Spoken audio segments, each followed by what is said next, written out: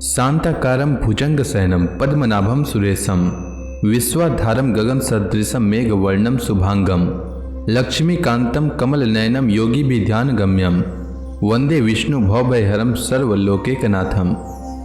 मंगलम भगवान विष्णु मंगलम गरुड़ध्वज मंगलम पुंडरीकाक्ष मंगलाय तनोहरि। ओम नमो भगवते वासुदेवाय। आज का दिन आप सभी के लिए मंगलमय हो। आज मैं कार्तिक मास की अंतिम दिन कार्तिक मास की कथा का 30वां अध्याय सुनाने वाला हूँ। शास्त्रों के अनुसार कार्तिक माह में प्रतिदिन स्नान करना चाहिए और भगवान विष्णु, माता लक्ष्मी एवं तुलसी माता की पूजा करनी चाहिए। साथ ही कार्तिक मास में भगवान विष्णु की कल्याणकारी कथा का पाठ अथवा श्रवण करना चाहिए। इससे जन्म जन्मांतर के पाप कर्मों का नाश होता है और घर में सुख समृद्धि का वास होता है।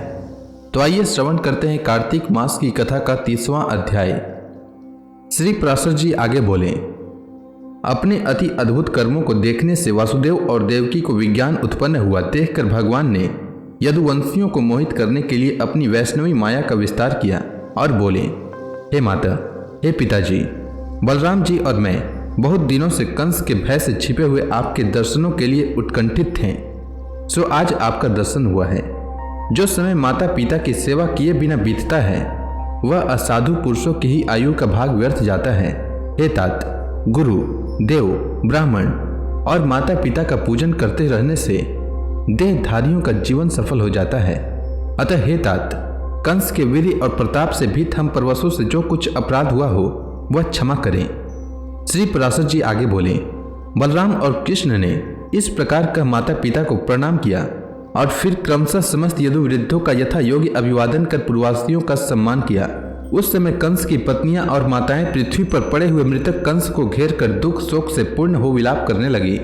तब कृष्णचंद्र ने भी अत्यंत पश्चाताप से विवल हो स्वयं आंखों में आंसू भरकर उन्हें अनेकों प्रकार से डांडस बंधाया। तदंतर श्री केशव ने उग्रसेन को बंधन से मुक्त किया और पुत्र के मारे जाने पर उन्हें अपने राज्य पद पर अभिषिक्त किया।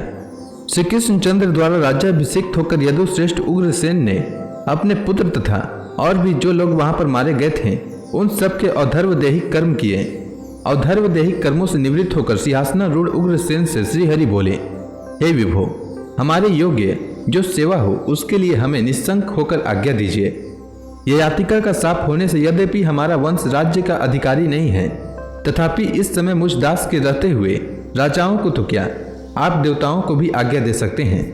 श्री पराशर जी बोले, उग्रसेन से इस प्रकार का कार्य सिद्धि के लिए मनुष्य रूप धारण करने वाले भगवान कृष्ण ने वायु का स्मरण किया और वह उसी समय वहां उपस्थित हो गया। तब भगवान ने उससे कहा, हे वायु, तुम जाओ और इंद्र से कहो कि हे वासव, व्यर्थ गर्व छोड़कर तुम उग्रसेन को अपनी सुधर्मा नाम की सभा दो। कृष्णचंद्र की आज्ञा है कि यह सुधर्मा नामक सभा सर्वोत्तम रत्न राजा के ही योग्य है। इसमें यादवों का विराजमान होना उपयुक्त है। श्री पराशर जी आगे बोले, भगवान की ऐसी आज्ञा होने पर वायु ने यह सारा समाचार इंद्र से जाकर कह दिया और इंद्र ने भी तुरंत ही अपनी सुधर्मा नाम की सभा वायु को दे दी। वायु द्वारा लाई हुई उस सर्वरत्न संपन्न दिव्य सभा का संपूर्ण भोग वे यदुश्रेष्ठ श्री कृष्णचंद्र की भुजाओं के आश्रित रहकर करने लगे।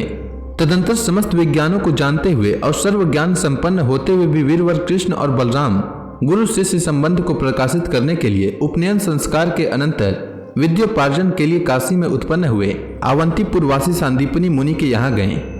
वीर बलराम और जनार्दन सांदीपनी का शिष्य तो स्वीकार कर वेदाभ्यास परायण हो यथा योग्य गुरु शुश्रूषादि में प्रवृत्त रह संपूर्ण लोगों को यथोचित शिष्टाचार प्रदर्शित करने लगे। हे द्विज, यह बड़े आश्चर्य की बात हुई कि उन्होंने केवल 64 दिन में रहस्य और संग्रह के सहित संपूर्ण धनुर्वेद सीख लिया। सांदीपनी ने जब उनके इस असंभव और अति मानुष कर्म को देखा तो यही समझा कि साक्षात सूर्य और चंद्रमा ही मेरे घर आ गए हैं। उन दोनों ने अंगों सहित चारों वेद, संपूर्ण शास्त्र और सब प्रकार की अस्त्र विद्या एक बार सुनते ही प्राप्त कर ली और फिर गुरु जी से कहा, कहिए आपको क्या गुरु दक्षिणा दें। महामती सांदीपनी ने उनके अतीन्द्रिय कर्म देखकर प्रभास क्षेत्र के खारे समुद्र में डूबकर मरे हुए अपने पुत्र को मांगा। तदंतर जब वे शस्त्र ग्रहण कर समुद्र के पास पहुंचे तो समुद्र अर्घ्य लेकर उनके सन्मुख उपस्थित हुआ और कहा, हे दैत्य दवन, मेरे जल में ही पंचजन नामक एक दैत्य शंख रूप से रहता है। उसी ने उस बालक को पकड़ लिया था। श्री पराशर जी आगे बोले, समुद्र के इस प्रकार कहने पर श्री कृष्णचंद्र ने जल के भीतर जाकर पंचजन का वध किया और उसकी अस्थियों से उत्पन्न हुए शंख को ले लिया, जिसके शब्द से दैत्यों का बल नष्ट हो जाता है, देवताओं का तेज बढ़ता है और अधर्म का क्षय होता है। तदंतर उस पांचजन्य शंख को बजाते हुए श्री कृष्णचंद्र और बलराम यमपुर को गए और सूर्यपुत्र यम को जीतकर यम यातना भोगते हुए उस बालक को पूर्ववत शरीर युक्त कर उसके पिता को दे दिया। इसके पश्चात बलराम और कृष्ण राजा उग्रसेन द्वारा परिपालित मथुरापुरी में पधारे। तो इसी के साथ यह अध्याय समाप्त हुआ। इसके आगे की कथा में बलराम जी और कृष्ण जी ने क्या किया वह मैं कल से अघन मास की कथा में आप सबको सुनाऊंगा। अघन मास भगवान श्री कृष्ण का सबसे प्रिय माह है। इस माह में भगवान श्री कृष्ण ने अर्जुन को गीता का ज्ञान दिया था।